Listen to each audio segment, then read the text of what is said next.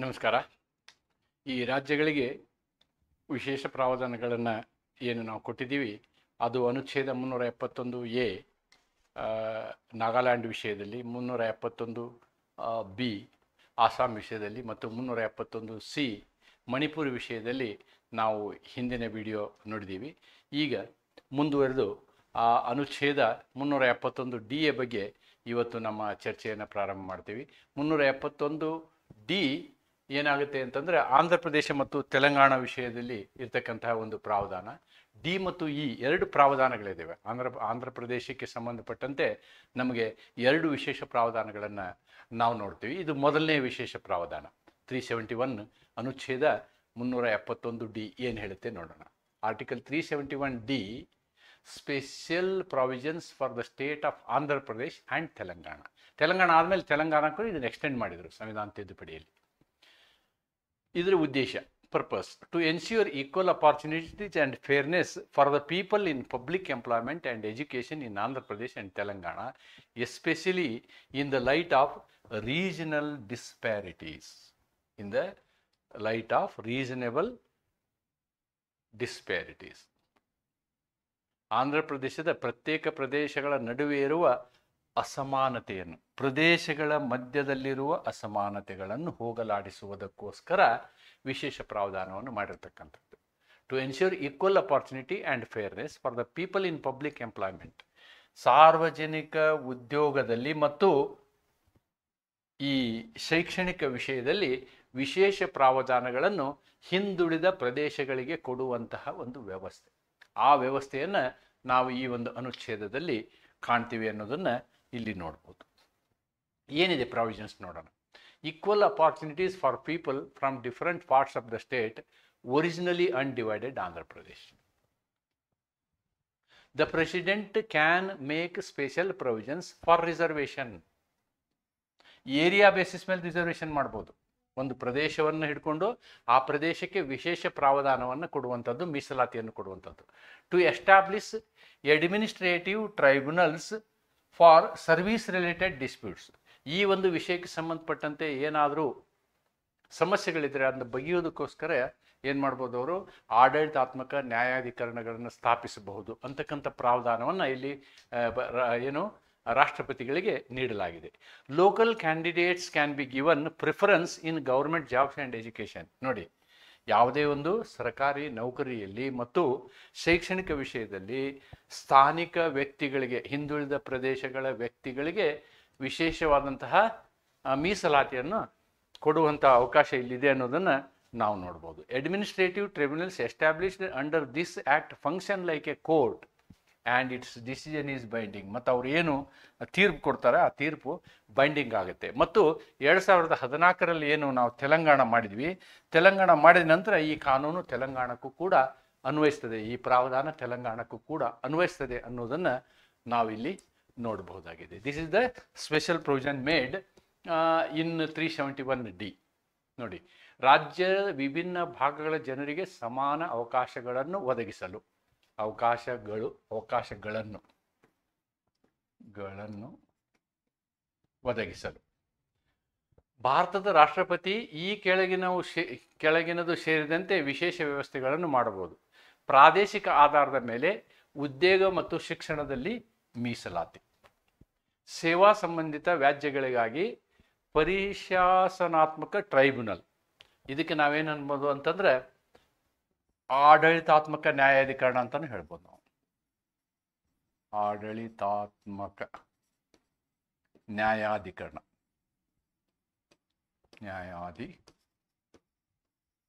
ಅಂತ ಹೇಳ್ಬೋದು. ಸರ್ಕಾರಿ ಉದ್ಯೋಗ ಮತ್ತು ಶಿಕ್ಷಣದಲ್ಲಿ ಸ್ಥಳೀಯ ಅಭ್ಯರ್ಥಿಗಳಿಗೆ ಆದ್ಯತೆ ಕೊಡುವಂಥದ್ದು.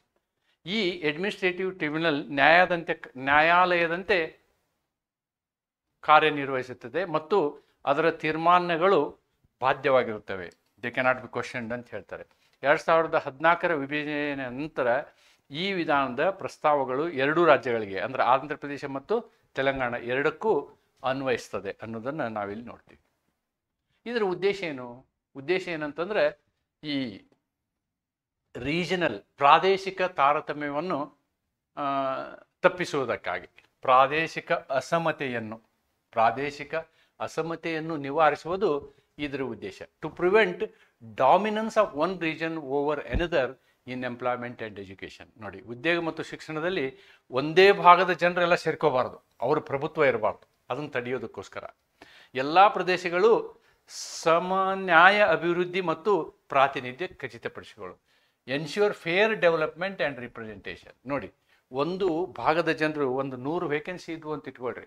100 ವೇಕೆನ್ಸಿನಲ್ಲಿ ಹೈದ್ರಾಬಾದ್ನವರೇ 95 ವೇಕೆನ್ಸಿ ನುಂಗಿ ಹಾಕಿದರೆ ಅಲ್ಲಿ ರಿಮೋಟ್ ಪ್ಲೇಸ್ನಲ್ಲಿ ಇರ್ತಕ್ಕಂತಹ ಜನರ ಗತಿ ಏನು ಅಂತಕ್ಕಂಥದ್ದು ಇದು ಪ್ರಶ್ನೆ. ಅಂದರೆ ಎಲ್ಲ ಭಾಗದ ಜನರಿಗೂ ಏನಾಗಬೇಕು, ಸರ್ಕಾರಿಯ ನೌಕರಿಗಳಲ್ಲಿ ಅಥವಾ ಯಾವುದೇ ಶೈಕ್ಷಣಿಕ ಸಂಸ್ಥೆಯಲ್ಲಿ ಸಮಾನವಾದಂತಹ ಅವಕಾಶ ಸಿಗಬೇಕು ಅನ್ನೋದು ಈ 371D ಯ ಉದ್ದೇಶ ಅನ್ನೋದನ್ನು ನಾವಿಲ್ಲಿ ತಿಳ್ಕೊಳ್ಬೇಕು. Then there is one more provision 371E. ನೋಡಿ, ನಾನು ಹೇಳಿದ್ನಲ್ವ, ಮೊದಲೇ ಹೇಳಿದ್ನಲ್ಲ ನಿಮ್ಗೆ, ಆಂಧ್ರ ಪ್ರದೇಶಕ್ಕೆ 2 ಪ್ರಾವಧಾನಗಳಿವೆ. 371Dನೂ ಕೂಡ ಇದೆ, 371Eನೂ ಕೂಡ ಇದೆ. 371E ಏನು ಹೇಳುತ್ತೆ ಅನ್ನೋದನ್ನು ನಾವಿಲ್ಲಿ ನೋಡ್ಬೋದು. 371E special provision for establishing a central university in Andhra Pradesh. Andhra ಪ್ರದೇಶದಲ್ಲಿ ಇವರು ಯೂನಿವರ್ಸಿಟಿನ ಸ್ಥಾಪಿಸ್ಬೋದು. ಏನು, ಪಾರ್ಲಿಮೆಂಟ್ ಮೇ ಬೈಲಾ ಎಸ್ಟಾಬ್ಲಿಷ್, ಸಂಸತ್ತೆ ತಾನೇ ಒಂದು ಯೂನಿವರ್ಸಿಟಿಯನ್ನು ಆಂಧ್ರ ಪ್ರದೇಶದಲ್ಲಿ ತೆಗಿಬೋದು. ಆ ರೀತಿಯಾದಂತಹ ಪ್ರಾವಧಾನ. It does not confer any special right or autonomy to the state unlike 371A to 371D. ವಿಶೇಷ ಪ್ರಾವಧಾನಗಳನ್ನು ಏನು ಕೊಡೋದಿಲ್ಲ. It primarily enabling in nature, allowing union government to set up central university. ನೋಡಿ, ಕೇಂದ್ರಕ್ಕೆ ಒಂದು ಅವಕಾಶವನ್ನು ಕೊಡುತ್ತೆ, ತಾನು ಬೇಕಂದ್ರೆ ಒಂದು ಯೂನಿವರ್ಸಿಟಿಯನ್ನು ಏನು ಮಾಡ್ಬೋದು, ಆಂಧ್ರ ಪ್ರದೇಶದಲ್ಲಿ ಮಾಡ್ಬೋದು ಅಂತ. ಇದು ಯಾಕೆ ಅಂತಂದ್ರೆ ಅಲ್ಲಿಯ ಜನರಿಗೆ ಈ ಉನ್ನತ ಶಿಕ್ಷಣದ ಅವಕಾಶಗಳನ್ನು ಹೆಚ್ಚು ಮಾಡುವುದಕ್ಕೋಸ್ಕರ ಈ ಒಂದು ಪ್ರಾವಧಾನವನ್ನು ಮಾಡಲಾಗಿದೆ ಅನ್ನೋದನ್ನು ನಾವು ಗಮನಿಸಬಹುದು. ಭಾರತದ ಸಂಸತ್ತು ಕಾನೂನಿನ ಮೂಲಕ ಆಂಧ್ರ ಪ್ರದೇಶದಲ್ಲಿ ಕೇಂದ್ರ ವಿಶ್ವವಿದ್ಯಾಲಯವನ್ನು ಸ್ಥಾಪಿಸಬಹುದು. ಈ ವಿಧಾನದ ಮೂಲಕ ರಾಜ್ಯಕ್ಕೆ ಯಾವುದೇ ವಿಶೇಷ ಹಕ್ಕು ಅಥವಾ ಸ್ವಾಯತ್ತತೆ ಬರುವುದಿಲ್ಲ. ಕೇಂದ್ರ ಬೇಕಂದ್ರೆ ಮಾಡ್ಬೋದು, ರಾಜ್ಯ ಅದನ್ನು ಹಕ್ಕು ಅಂತ ಹೇಳಿ ಕೇಳೋ ಹಾಗಿಲ್ಲ. It cannot demand. ಇದು ಕೇವಲ ಶಿಕ್ಷಣ ಅಭಿವೃದ್ಧಿಗಾಗಿ ಅವಕಾಶ ನೀಡುವ ವಿಧಾನವಷ್ಟೇ. ಸೊ ಆಂಧ್ರ ಪ್ರದೇಶ ಈ ರೀತಿಯಾದಂತಹ 2 ಪ್ರಾವಧಾನಗಳಿದೆ ಅನ್ನೋದನ್ನು ನಾವಿಲ್ಲಿ ನೋಡಿದ್ವಿ. Then comes this is a very objective. ಅದರದ್ದು ಅಬ್ಜೆಕ್ಟಿವ್ ಆಂಧ್ರ ಪ್ರದೇಶದಲ್ಲಿ ಉನ್ನತ ಶಿಕ್ಷಣದ ಅಭಿವೃದ್ಧಿ ಹೇಳಿದ್ನಲ್ವ, ನಾನು ಮೊದಲೇ ಹೇಳಿದೆ. ಉನ್ನತ ಶಿಕ್ಷಣದ ಅಭಿವೃದ್ಧಿಗೆ ನೆರವಾಗುವಂತೆ ಕೇಂದ್ರ ವಿದ್ಯಾಲಯವನ್ನು ಸ್ಥಾಪಿಸುವಂತಹ ಪ್ರಾವಧಾನ ಇದು. This is about AP and Telangana. Next comes Sikkim. 371F ಏನು ಹೇಳುತ್ತೆ, ಇದು ಸಿಕ್ಕಿಂಗೆ ವಿಶೇಷ ಸ್ಥಾನಮಾನವನ್ನು ಕೊಡುತ್ತೆ. ನೆನ್ಪಿಟ್ಕೊಳ್ಳಿ, ಸಿಕ್ಕಿಂ ಮೊದಲು ನಮ್ಮ ದೇಶದಲ್ಲಿರಲಿಲ್ಲ. ಆ ಸಿಕ್ಕಿಮು ನಮ್ಮ ದೇಶಕ್ಕೆ ಸೇರಿಕೊಳ್ತು. ಆ ಸೇರಿಕೊಂಡಾಗ ನಾವು ಅವ್ರಿಗೆ ವಿಶೇಷ ಸ್ಥಾನಮಾನವನ್ನು ಕೊಟ್ಟಿದ್ದೀವಿ. Merger of Sikkim with India. ನೋಡಿ, ಭಾರತ ದೇಶದೊಂದಿಗೆ ಸಿಕ್ಕಿಂ ದೇಶ ಏನು ಮರ್ಜ್ ಆಯ್ತಲ್ವಾ, ಮರ್ಜ್ ಆದ ನಂತರ ನಾವು ಅವರಿಗೆ ವಿಶೇಷ ಸ್ಥಾನಮಾನಗಳನ್ನು ಕೊಟ್ಟು ಅವ್ರನ್ನ ಕರ್ಕೊಂಡಿದ್ದೀವಿ. ಗೌರವದಿಂದ ನಾವು ಅವ್ರನ್ನ ಕರ್ಕೊಂಡಿದ್ದೀವಿ ಅಂತ ಹೇಳ್ಬೋದು. ಏನು ಗೌರವ ನೋಡೋಣ. 36ನೇ ಸಂವಿಧಾನ ತಿದ್ದುಪಡಿ ಅಧಿನಿಯಮ 1970 ಮೂಲಕ ಸಿಕ್ಕಿಂ ರಾಜ್ಯವನ್ನು ಭಾರತದೊಂದಿಗೆ ವಿಲೀನಗೊಳಿಸಿ ಪೂರ್ಣ ಪ್ರಮಾಣದ ರಾಜ್ಯದ ಹುದ್ದೆಯನ್ನು ನೀಡಲಾಯಿತು. ಅವ್ರನ್ನೊಂದು ರಾಜ್ಯ ಅಂತ ಹೇಳಿ ನಾವು ಟ್ರೀಟ್ ಮಾಡಿದ್ವಿ. A full pledged state is Sikkim. ಮತ್ತು ಅದಕ್ಕೇನು ಮಾಡಿದ್ವಿ, ಲೆಜಿಸ್ಲೇಟಿವ್ ಮೆಂಬರ್ ಕನಿಷ್ಠ 30 ಜನ MLAಗಳಿರಬೇಕು ಅಂತ ಡಿಸೈಡ್ ಮಾಡಿದ್ವಿ. ಅವರ ವಿಧಾನ ಮಂಡಲದಲ್ಲಿ ಎಷ್ಟು ಜನ, 30 ಜನ ಮಿನಿಮಮ್ MLAಗಳು. ಅವ್ರದ್ದೇನು ಪಾಪ್ಯುಲೇಷನ್ ಅಷ್ಟಿಲ್ಲ. ಪಾಪ್ಯುಲೇಷನ್ ಪ್ರಕಾರ 30 ಜನ MLA ಜಸ್ಟಿಫೈ ಆಗೋದಿಲ್ಲ. ಆದಾಗ್ಯೂ ಕೂಡ ನಾವು ಅವ್ರಿಗೆ ವಿಶೇಷವಾಗಿ ಏನು ಮಾಡಿದ್ವಿ, 30 ಜನ MLAಗಳನ್ನು ನೀವು ಆಯ್ಕೆ ಮಾಡ್ಬೋದು ಅಂತಕ್ಕಂಥ ಅಧಿಕಾರವನ್ನು ಅವರಿಗೆ ಕೊಟ್ಟಿದ್ದೀವಿ. ರಾಜ್ಯ ವಿಧಾನಸಭೆಗೆ ಕನಿಷ್ಠ 30 ಸದಸ್ಯರ ವ್ಯವಸ್ಥೆ ನೀಡಲಾಗಿದೆ. ಮತ್ತು ಒಂದು ಪಾರ್ಲಿಮೆಂಟ್ರಿ ಕಾನ್ಸ್ಟಿಟ್ಯೂನ್ಸಿ ಮಾಡಿದ್ವಿ. ಸಿಕ್ಕಿಮನ್ನು ಒಂದು ಸಂಸತ್ತಿನ ಒಂದು ಮತಕ್ಷೇತ್ರವಾಗಿ ಮಾಡಿದ್ವಿ ನಾವು. ಸಂಸತ್ತಿನ ಒಂದು ಮತಕ್ಷೇತ್ರ ಅಂದರೆ ಒಬ್ಬ ಮೆಂಬರು ಸಿಕ್ಕಿಂ ರಾಜ್ಯದಿಂದ ಒಬ್ಬ ಮೆಂಬರು ಏನು ಮಾಡ್ತಾರೆ, ಸಂಸತ್ತಿಗೆ ಹೋಗ್ತಾರೆ, ಆಯ್ಕೆಯಾಗಿ ಹೋಗ್ತಾರೆ ಅನ್ನೋದನ್ನು ಕೂಡ ನಾವು ಈ ಒಂದು 371F ಅಲ್ಲಿ ನಾವು ಪ್ರಾವಧಾನ ಮಾಡಿದ್ದೀವಿ.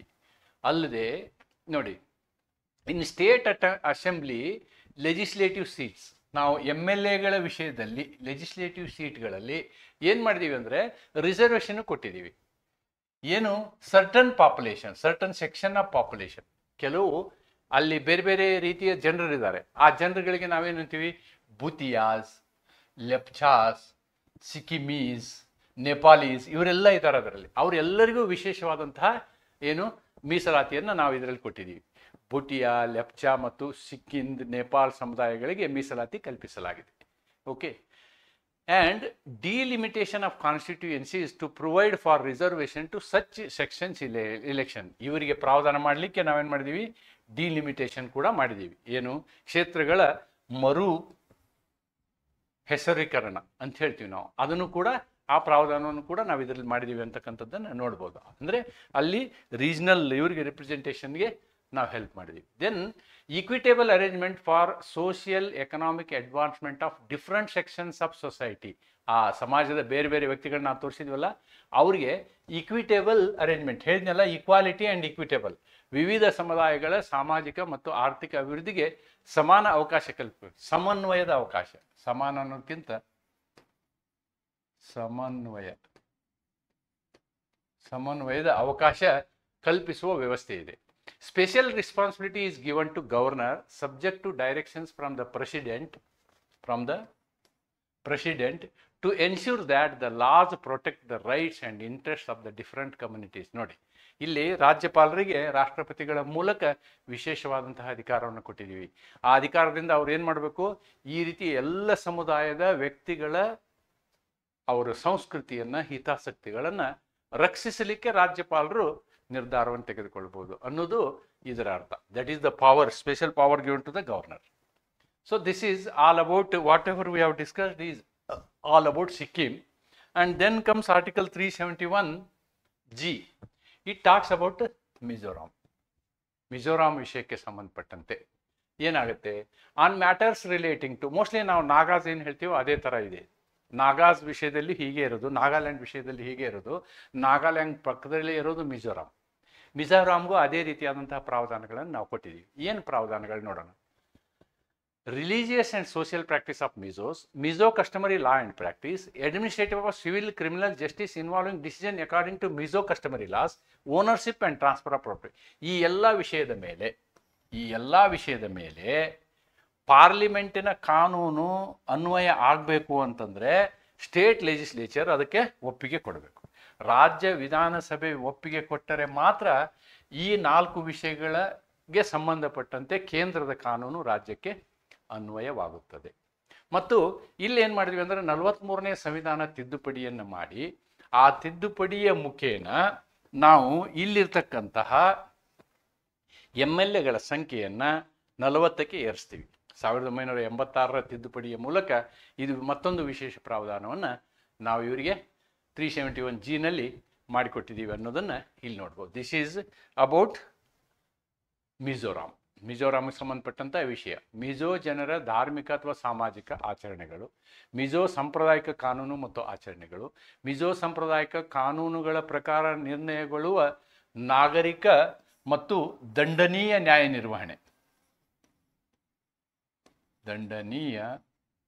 ನ್ಯಾಯ ನಿರ್ವಹಣೆ. ಫೌಜ್ದಾರಿ ಅನ್ನೋದನ್ನು ಇನ್ನು ದಂಡನೀಯ ಅಂತ ಹೇಳ್ಬೋದು. ಭೂಮಿಯ ಮಾಲೀಕತ್ವ ಮತ್ತು ವರ್ಗಾವಣೆ ವಿಷಯದಲ್ಲಿ, ಈ ವಿಷಯಗಳಲ್ಲಿ ಕಾನೂನುಗಳನ್ನು ರಾಜ್ಯ ವಿಧಾನಸಭೆಯ ನಿರ್ಣಯವಿಲ್ಲದೆ ಕೇಂದ್ರದ ಕಾನೂನನ್ನು ಅಂಗೀಕರಿಸಲು ಸಾಧ್ಯವಿಲ್ಲ. ಇಲ್ಲದೆ ಇಲ್ಲಿ ನಾವೇನು ಹೇಳ್ಬೋದು, ಸಂಸತ್ತಿನ ಕಾನೂನನ್ನು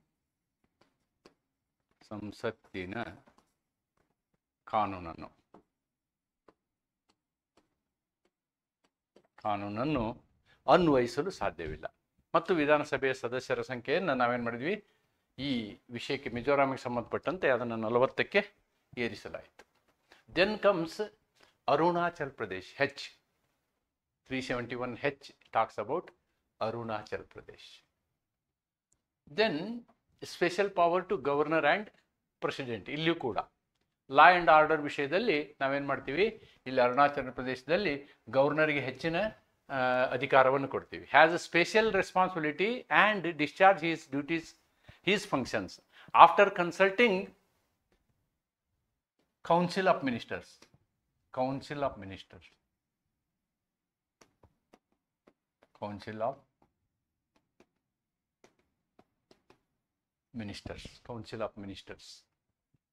and can exercise his individual judgment.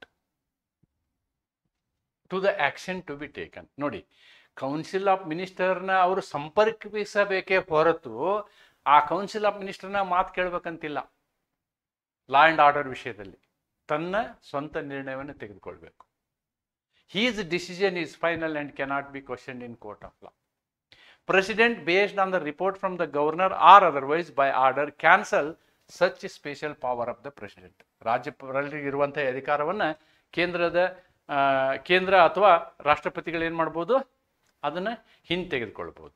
ಇಲ್ಲಿಯೂ ಲೆಜಿಸ್ಲೇಟಿವ್ ಅಸೆಂಬ್ಲಿ ಈ ನಿರ್ಧಾರವನ್ನು 55ನೇ ತಿದ್ದುಪಡಿ ಪ್ರಕಾರ ಏನು ಮಾಡ್ತು, 30 ಜನರು ಇಲ್ಲಿ MLAಗಳು ಇರಬೇಕು ಅಂತಕ್ಕಂಥದ್ದನ್ನು ಈ ಒಂದು ಪ್ರಾವಧಾನದಲ್ಲಿ ಹೇಳಿದರು. ಇಲ್ಲಿ ಮುಖ್ಯವಾಗಿ ಅರುಣಾಚಲ ಪ್ರದೇಶದಲ್ಲಿ ರಕ್ಷಣೆ ವಿಷಯಕ್ಕೆ ಸಂಬಂಧಪಟ್ಟಂತೆ ರಾಜ್ಯಪಾಲರಿಗೆ ವಿಶೇಷ ಅಧಿಕಾರವನ್ನು ಕೊಡಲಾಗಿದೆ ಅನ್ನೋದನ್ನು, ಅದು ಮಹತ್ವದ ಒಂದು ಪ್ರಾವಧಾನ ಅನ್ನೋದನ್ನು ನಾವಿಲ್ಲಿ ಕಾಣಬಹುದಾಗಿದೆ. ಎಲ್ಲ ಬಾರ್ಡರ್ ಸ್ಟೇಟ್ಗಳಿಗೂ ಈ ಥರದ ಅಧಿಕಾರವನ್ನು ರಾಜ್ಯಪಾಲರಿಗೆ ಕೊಡಲಾಗಿದೆ ಅನ್ನೋದನ್ನು ನಾವು ನೋಡ್ತೀವಿ. ನೋಡಿ, ಕಾನೂನು ಮತ್ತು ಶಿಸ್ತಿಗೆ ಸಂಬಂಧಿಸಿದಂತೆ ರಾಜ್ಯಪಾಲರಿಗೆ ವಿಶೇಷ ಜವಾಬ್ದಾರಿ ಇರುತ್ತದೆ.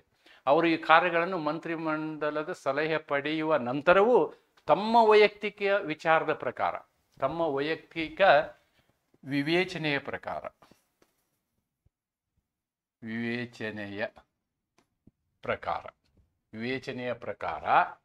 ನಿರ್ಧಾರ ಕೈಗೊಳ್ಳಬಹುದು. ಪ್ರಕಾರ ನಿರ್ಣಯ ಕೈಗೊಳ್ಳಬಹುದು. ಅವರ ನಿರ್ಧಾರ ಅಂತಿಮ, ನ್ಯಾಯದಲ್ಲಿ ಪ್ರಶ್ನಿಸುವಂತಿಲ್ಲ. ರಾಜ್ಯಪಾಲರ ವರದಿಯ ಆಧಾರವಾಗಿ ಅಥವಾ ಬೇರೆ ಯಾವುದೇ ಮೂಲದ ಆಧಾರದಲ್ಲಿ ರಾಷ್ಟ್ರಪತಿ ಈ ವಿಶೇಷ ಅಧಿಕಾರವನ್ನು ರದ್ದುಪಡಿಸಲು ಆದೇಶಿಸಬಹುದು.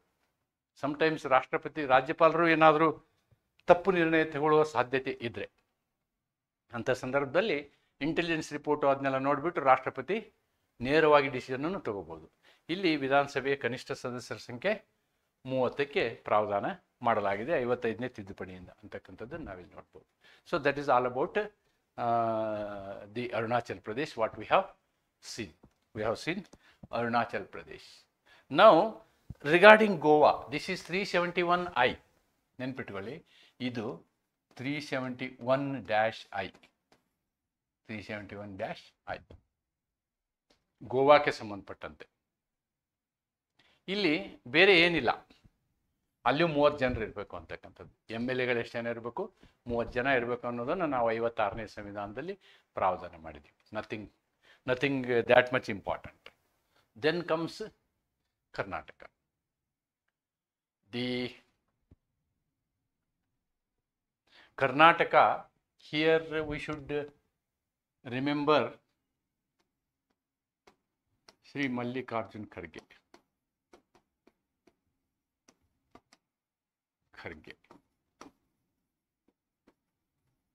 Because of his efforts, who was a Congress MP at that point in time.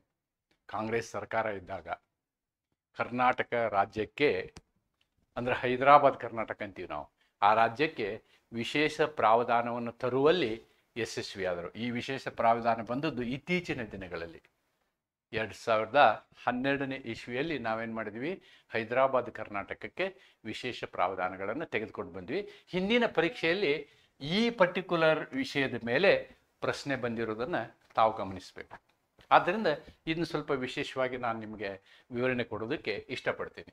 371J special provision for Hyderabad Karnataka region, now called Kalyana Karnataka. ಇದಕ್ಕೆ ಯಡಿಯೂರಪ್ಪನವ್ರು ಕಲ್ಯಾಣ ಕರ್ನಾಟಕ ಅಂತ ಕರೆದರು. ಕಲ್ಯಾಣ ಕರ್ನಾಟಕ ಅಂಥೇಳಿ ಯಡಿಯೂರಪ್ಪನವರು ಇದು ಹೆಸರಿಟ್ಟಿದ್ದಾರೆ ಇದಕ್ಕೆ ಅನ್ನೋದನ್ನು ನಾವಿಲ್ಲಿ ನೋಡ್ಬೋದು. ಅನುಸೂಚಿ 371Jಯ ಪ್ರಕಾರ ಹೈದರಾಬಾದ್ ಕರ್ನಾಟಕಕ್ಕೆ ಪ್ರದೇಶಕ್ಕೆ ವಿಶೇಷ ಪ್ರಾವಧಾನಗಳನ್ನು 2012ರಲ್ಲಿ ಸಂವಿಧಾನದ 98ನೇ ತಿದ್ದುಪಡಿ ಮೂಲಕ ಕೊಡಲಾಯಿತು. ಏನೇನಿವು ಅನ್ನೋದನ್ನು ನೋಡೋಣ. Special provisions. Number 1, development board. The president can direct the state to establish a separate development board for the region.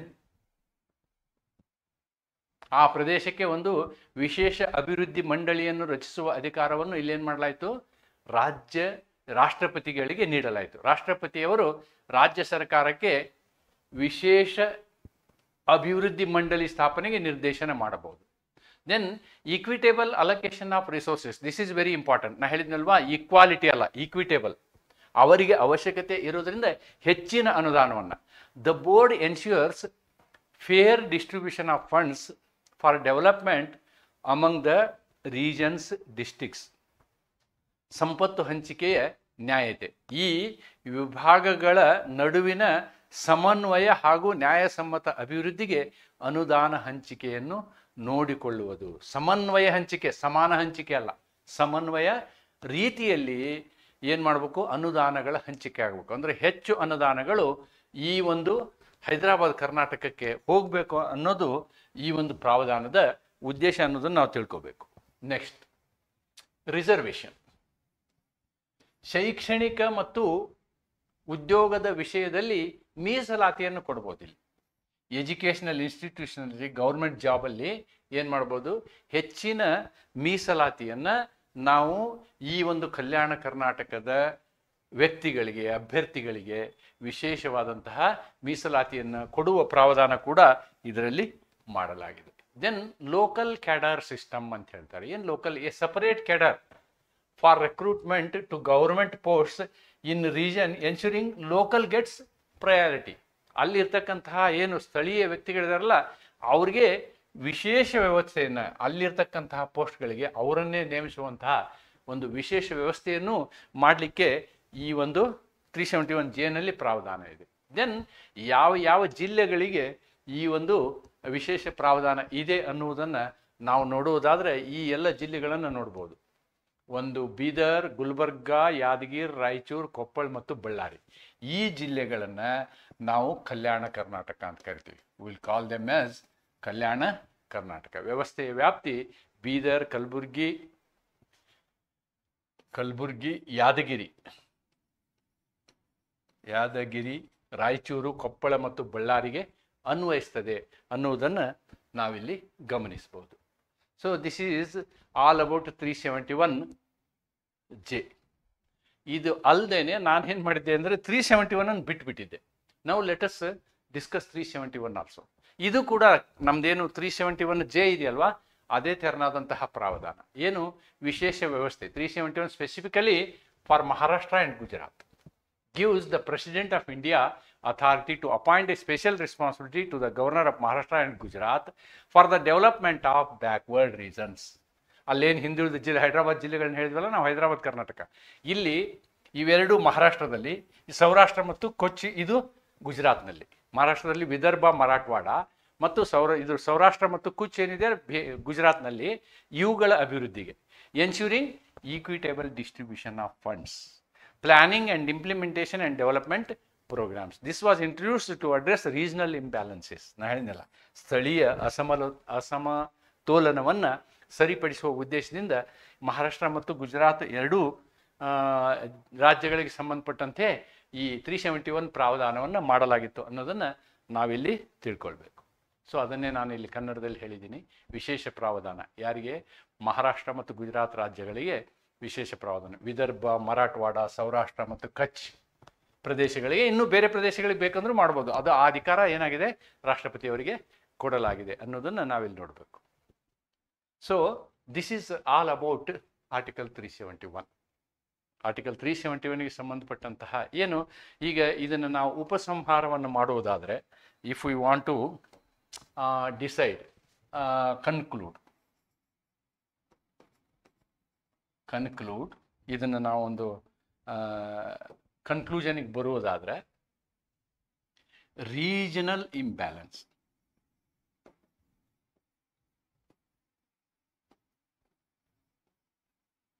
Then cultural